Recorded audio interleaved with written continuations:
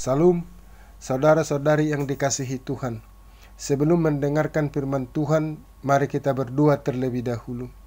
Bapa di surga, puji syukur dan terima kasih atas penyertaan-Mu dalam hidup kami. Kami akan mendengarkan firman-Mu. Roh Kudus-Mu lah yang menerangi hati dan pikiran kami.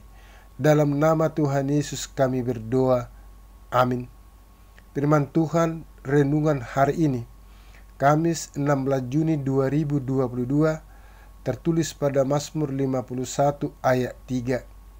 Kasihanilah aku ya Allah menurut kasih setiamu, hapuskanlah pelanggaranku menurut rahmat-Mu yang besar. Demikian firman Tuhan. Saudara-saudari yang dikasihi Tuhan, Raja Daud melakukan perbuatan yang salah. Ia berzina. Agar perbuatan salahnya tidak diketahui oleh orang, ia mengatur skema untuk menyembunyikannya, dan skemanya berhasil. Tidak ada orang yang mengetahui perbuatannya tersebut.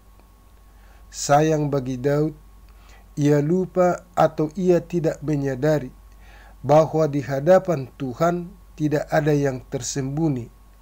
Tuhan mengetahui perbuatan salahnya itu. Tuhan mengutus Nabi Nathan kepada Daud dan menyampaikan bahwa ia telah melakukan yang jahat di mata Tuhan. Ia telah menghina Tuhan. Ia telah berdosa terhadap manusia dan terhadap Tuhan. Saudara-saudari yang dikasihi Tuhan, Raja Daud mengakui perbuatan salahnya. Ia tidak memberikan alasan mengapa itu dilakukannya atau menyalahkan siapapun. Ia berkata kepada Nabi Nathan, "Aku sudah berdosa kepada Tuhan. Aku melakukan yang jahat di mata Tuhan." Ia bergumul dan begitu menyesali dosanya. Hatinya, jiwanya hancur, tulangnya remuk, bibirnya terkunci. Oleh sebab itu, ia berdoa kepada Tuhan, memohon belas kasihannya untuk mengampuni dosanya. Kasihanilah aku ya Allah menurut kasih setiamu, hapuskanlah pelanggaranku menurut rahmat-Mu yang besar.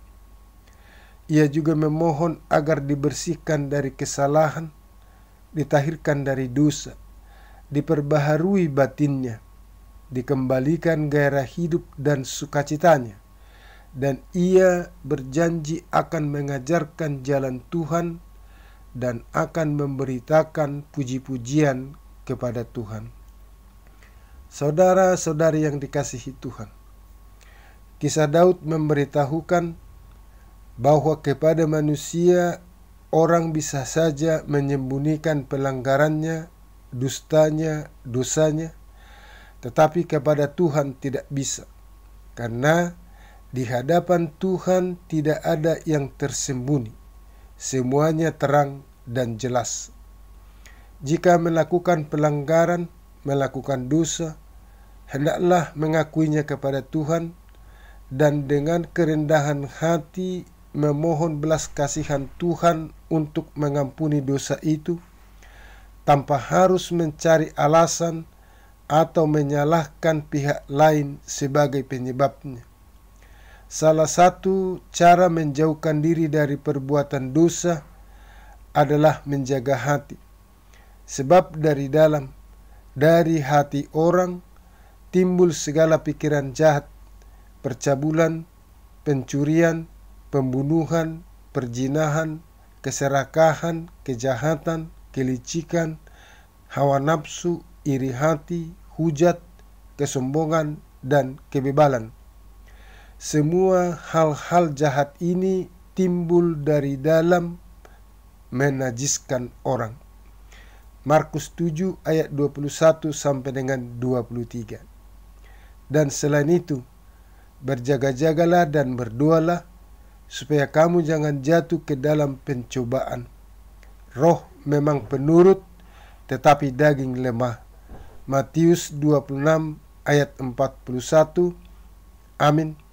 Mari kita berdoa. Tuhan Allah yang bertahta di dalam kerajaan surga, Terima kasih atas firman-Mu yang telah kami dengar, yang mengajarkan kami untuk menjauhkan diri dari perbuatan dosa. Tambahkanlah Tuhan berkat-Mu kepada kami, dan sembuhkanlah saudara kami yang sedang sakit. Ampunilah dosa kami ya Tuhan. Dalam nama Tuhan Yesus kami berdoa. Amin.